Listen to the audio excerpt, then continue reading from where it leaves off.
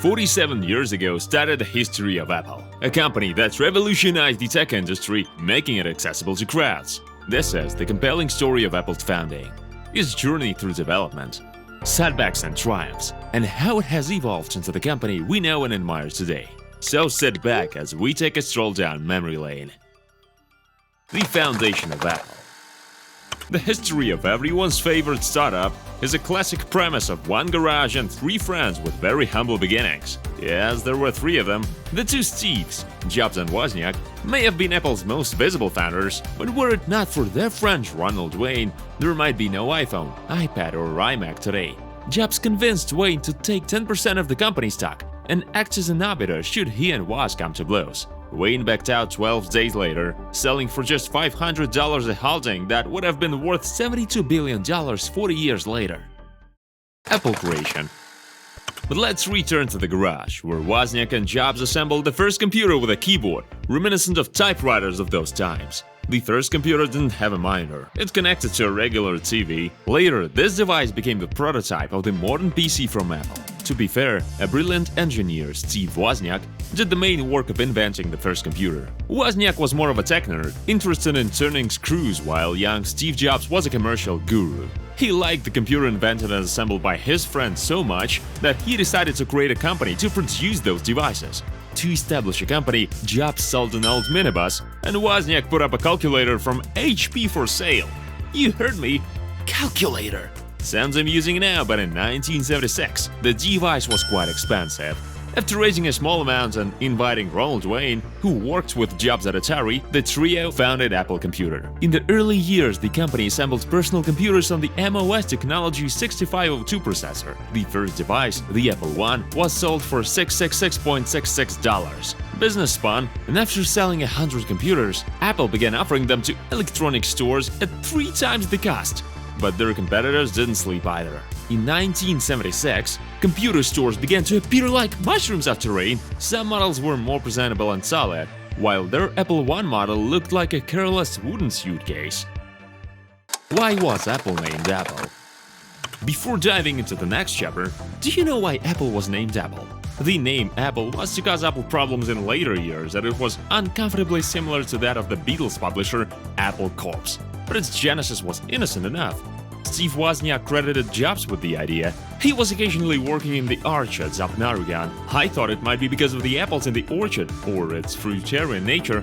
Maybe the word just happened to occur to him. In any case, we tried to come up with better names, but neither of us could think of anything better after Apple was mentioned. According to the Steve Jobs biography, the name was conceived after he returned from an apple farm. The name sounded fun, spirited, and not intimidating. The name also likely benefited by beginning with an A, as Jobs wanted to be higher in the Atari telephone directory. High-level losers.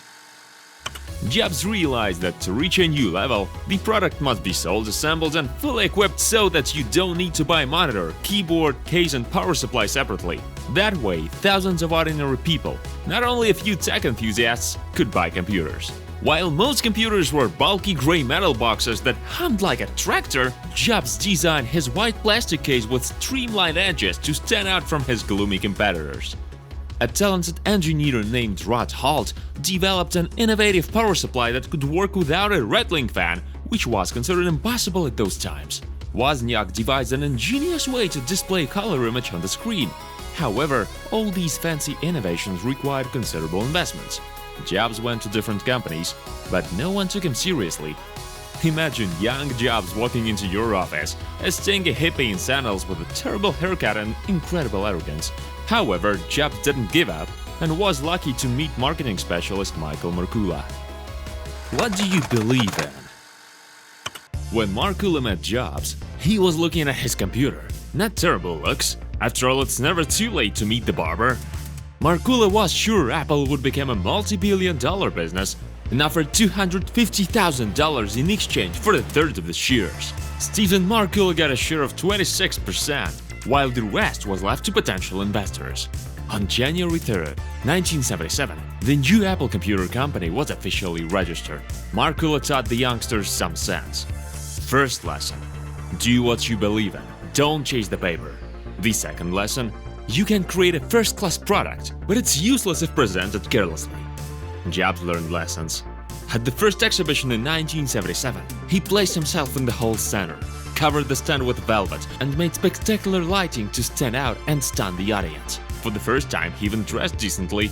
Unlike competitors' intimidating metal boxes, the Apple II looked solid, affordable and simple in a shiny beige case. For the first time, people went to Jobs, not the opposite. He sold 300 computers at the exhibition.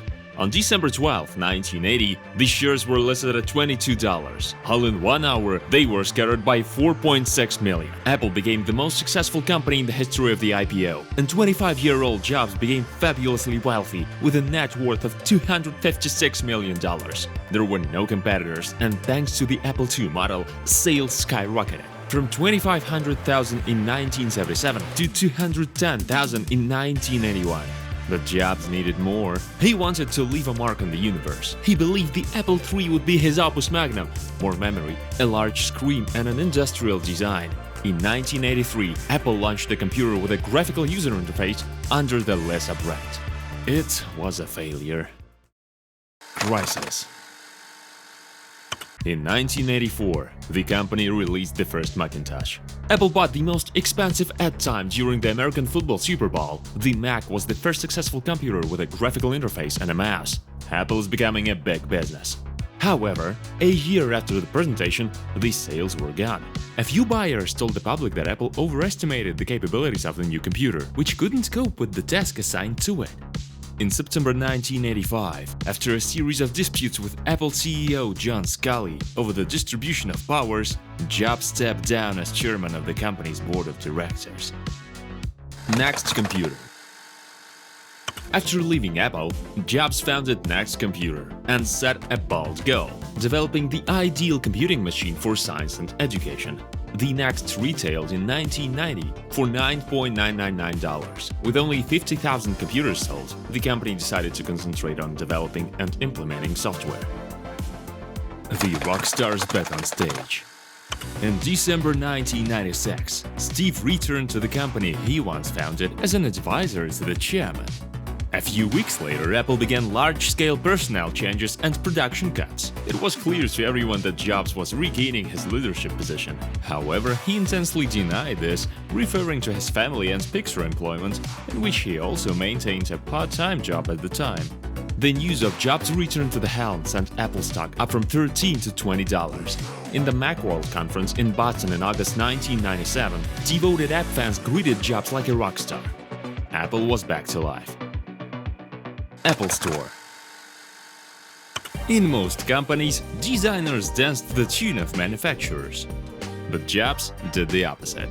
Design first, and engineers adjust to the body. So, in the 98th, the crazy and futuristic iMac appeared with a transparent body made of turquoise plastic, reminiscent of a giant drop. At the time, this computer looked like it had been teleported from the future. People swapped computers off the shelves. By the end of the year, 800,000 pieces had been sold.